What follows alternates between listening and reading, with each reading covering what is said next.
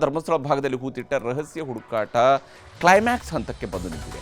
ನಾಳೆ 13ನೇ ಪಾಯಿಂಟ್ನಲ್ಲಿ ಶೋಧ ಕಾರ್ಯಕ್ಕೂ ಕೂಡ SIT ಸಿದ್ಧತೆಯನ್ನು ಮಾಡ್ತಿದೆ. ಇದರ ಮಧ್ಯೆನೇ ವರದಿ ಮಾಡ್ತಾ ಇದ್ದಂಥವರ ಮೇಲೆ ದುಷ್ಕರ್ಮಿಗಳು ದಾಳಿ ಮಾಡಿದ್ದಾರೆ. ಸುದ್ದಿ ಮಾಧ್ಯಮದವರ ಮೇಲೆ, ಯೂಟ್ಯೂಬರ್ಗಳ ಮೇಲೆ ಕಲ್ಲು ತೂರಾಟವನ್ನು ನಡೆಸಲಾಗಿದೆ. ಗಲಾಟೆ ಆಗಿದ್ಯಾಕೆ, ಗಲಾಟೆ ಮಾಡಿದ್ಯಾರು, 8ನೇ ದಿನದ ಶೋಧದಲ್ಲಿ ಏನೇನು ಸಿಕ್ತು ಅನ್ನೋದ್ರ ಬಗೆನ ಸಮಗ್ರ ವರದಿಯನ್ನು ನಿಮಗೆ ತೋರಿಸ್ತೀವಿ ನೋಡಿ.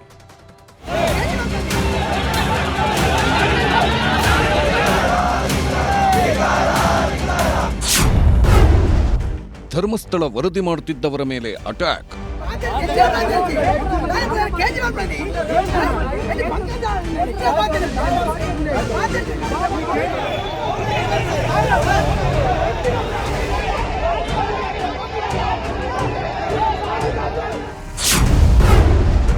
ಮಾಧ್ಯಮಗಳ ಕ್ಯಾಮೆರಾ ಕಿತ್ಕೊಂಡು ದಾಳಿಗೆ ಯತ್ನ.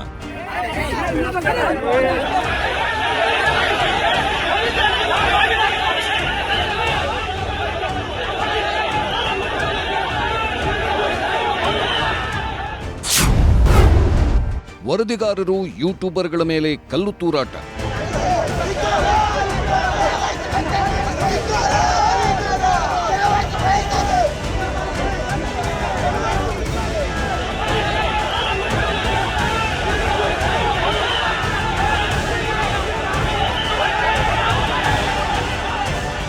ಧರ್ಮಸ್ಥಳದ ನೇತ್ರಾವತಿ ತೀರದಲ್ಲಿ 8 ದಿನಗಳಿಂದ ವರದಿ ಮಾಡುತ್ತಿರುವ ಮಾಧ್ಯಮದವರ ಮೇಲೆ ಹಲ್ಲೆಯಾಗಿದೆ. ನಿರಂತರ ವರದಿ ಮಾಡುತ್ತಿರುವುದನ್ನು ತಡ್ಕೊಳ್ಳೋಕ್ಕಾಗದ ಕೆಲವು ಪುಡಾರಿಗಳು, ಕಿಡಿಗೇಡಿಗಳು ಗಲಾಟೆ ಎಬ್ಬಿಸಿ ದಾಳಿ ಮಾಡಿದ್ದಾರೆ.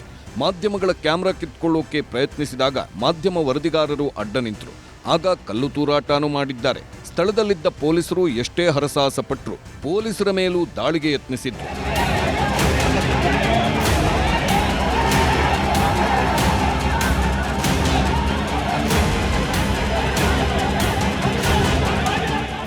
ಇದಕ್ಕೂ ಮುಂಚೆ ಸಂಜೆ 4 ಗಂಟೆ ಸುಮಾರಿಗೆ 8ನೇ ದಿನದ ಉತ್ಖನನದ ಜಾಗಕ್ಕೆ ಇನ್ನಿಬ್ಬರು ಅನಾಮಿಕ ವ್ಯಕ್ತಿಗಳು ಬಂದರು.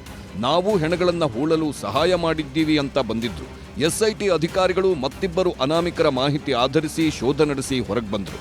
ಇವತ್ತು ಬಂದ ಮತ್ತಿಬ್ಬರು ಅನಾಮಿಕರನ್ನ ಮಾಧ್ಯಮಗಳು ಕವರೇಜ್ ಮಾಡುತ್ತಿದ್ದಾಗ ಕೆಲ ಕಿಡಿಗೇಡಿಗಳು ಮಾಧ್ಯಮದವರ ಮೇಲೆ ದಾಳಿ ಮಾಡಿದ್ರು. ಸ್ಥಳದಲ್ಲಿ 100 ಪೊಲೀಸರು ಇದ್ದಿದ್ರಿಂದ ದೊಡ್ಡ ಅನಾಹುತ ತಪ್ಪಿತು. ಪೊಲೀಸರು ಕೈಗೆ ಲಾಠಿ ಹಿಡ್ಕೊಂಡು ಹಲ್ಲೆಗೆ ಬಂದವರನ್ನ ಓಡಿಸಿದ್ರು. ಆದರೂ ಅನೇಕ ಟಿವಿ ಮಾಧ್ಯಮದ ವರದಿಗಾರರು ಮತ್ತು ಕೆಲ ಯೂಟ್ಯೂಬರ್ಗಳಿಗೂ ಗಾಯವಾಗಿದೆ.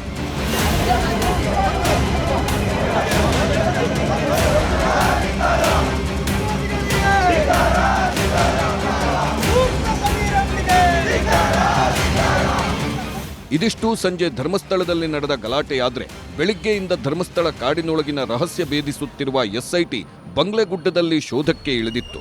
ಅತಿ ಮುಖ್ಯವಾದ ಪಾಯಿಂಟ್ ಎಂದೇ ಹೇಳಲಾಗಿದ್ದ 13ರಲ್ಲಿ ಅಗಿಯೋ ಪ್ಲಾನ್ ಮಾಡಿಕೊಂಡಿತ್ತು SIT ಮುಖ್ಯಸ್ಥ ಪ್ರಣವ್ ಮೊಹಂತಿ ಬೆಳ್ತಂಗಡಿ SIT ಕಚೇರಿಗೆ ಭೇಟಿ ಕೊಟ್ಟು ಚರ್ಚೆ ಮಾಡಿದ್ರು. SIT DIG ಅನುಚೇತ ಸ್ಥಳಕ್ಕೆ ಭೇಟಿ ನೀಡಿ ಚರ್ಚಿಸಿದ್ರು. 13ನೇ ಪಾಯಿಂಟ್ ಸುತ್ತಲೂ ಹೆಚ್ಚಿನ ಪೊಲೀಸ್ ಬಂದೋಬಸ್ತ್ ಮಾಡಲಾಗಿತ್ತು. 13ರಲ್ಲಿ ಏನಾದರೂ ಸಿಗುತ್ತೆ ಅನ್ನೋದು ದೂರುದಾರನ ವಾದವಾಗಿತ್ತು. ಆದರೆ ಪಾಯಿಂಟ್ 13ರ ಬದಲು ಮತ್ತೆ ಬಂಗ್ಲೆಗುಡ್ಡಕ್ಕೆ ಬಂದ SIT ಪಾಯಿಂಟ್ 11ರಿಂದ 100 ಮೀಟರ್ ದೂರದಲ್ಲಿದ್ದ ಪಾಯಿಂಟ್ 11A ಗುರುತು ಮಾಡಿ ಅಗೆಯಿತು. ಮಧ್ಯಾಹ್ನದ ಊಟವೂ ಕಾಡಲ್ಲೇ ಆಯಿತು.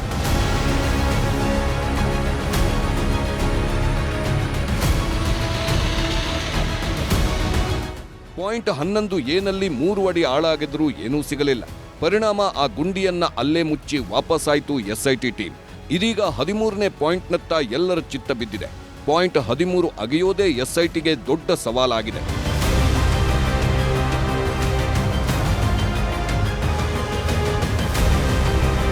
ಈ ಎಲ್ಲದರ ಮಧ್ಯೆಯೇ ಇಡೀ ಕೇಸ್ಗೆ ಟ್ವಿಸ್ಟ್ ಕೊಡುವ ಆರೋಪವೊಂದನ್ನ ಹೊತ್ತು ತಂದರೂ ದೂರುದಾರೆ ಸುಜಾತಾ ಭಟ್ ಪರ ವಕೀಲ ಮಂಜುನಾಥ್. ಶವಗಳ ಪತ್ತೆಗೆ ಗ್ರೌಂಡ್ ಪೆನಿಟ್ರೇಟಿಂಗ್ ರಾಡಾರ್ ಬಳಸಲು ಒತ್ತಡ ಹೇರಿದ್ರು.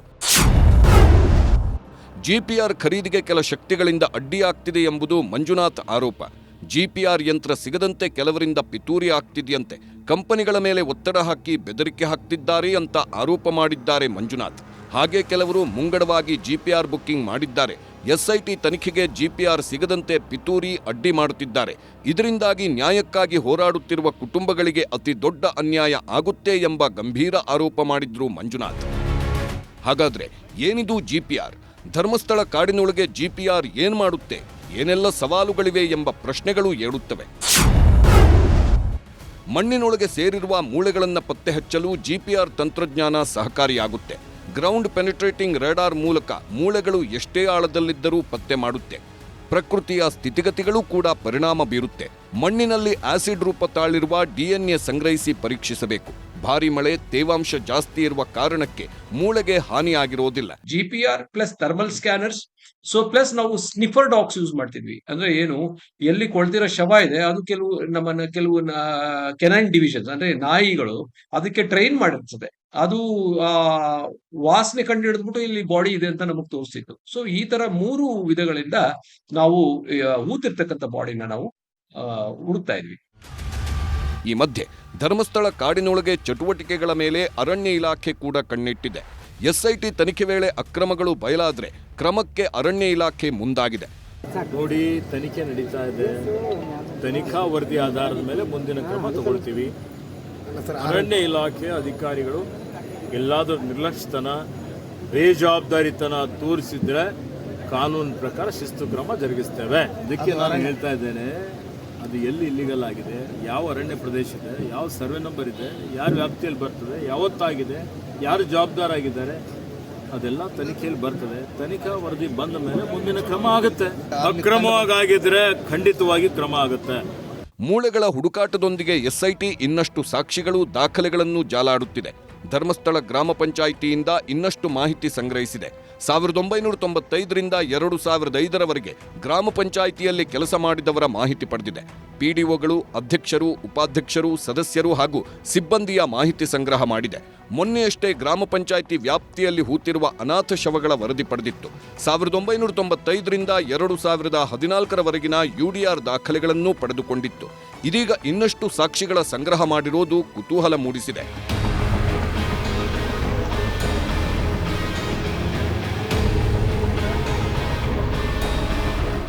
ಕ್ಯಾಮರಾಮನ್ ನಿಖಿಲ್ ಸುವರ್ಣ ಜೊತೆ ಕಿಶನ್ ಶೆಟ್ಟಿ ಹಾಗೂ ಅಜಿತ್ ಕುಮಾರ್, ನ್ಯೂಸ್ 18 ಧರ್ಮಸ್ಥಳ.